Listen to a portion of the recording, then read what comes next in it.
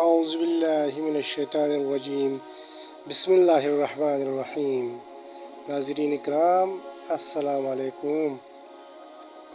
رسول اللہ پاک صلی اللہ علیہ وسلم نے فرمایا، یا علی، جس شخص نے اپنے مرنے کے وقت حسن سلوک کی وصیت نہیں کی تو اس سے پتہ چلے گا کہ اس کی بروت میں نقص تھا، اس کو میری شفاعت میسر نہ ہوگی۔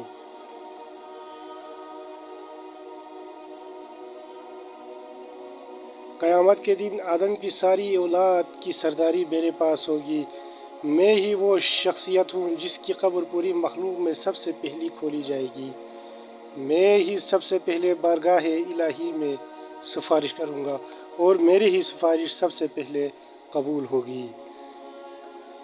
انسان کی روح اور جسمی پستی اور کامیاب نہ ہونے کی اصل وجہ جھوٹ ہے، اور جھوٹ کی شروعات روح کی پستی سے ہوتی ہے۔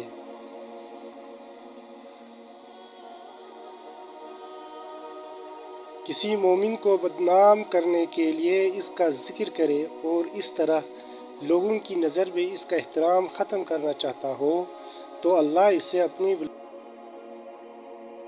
ولایت سے نکال کر شیطان کی ولایت میں دے دیتا ہے، لیکن شیطان بھی اسے قبول نہیں کرتا۔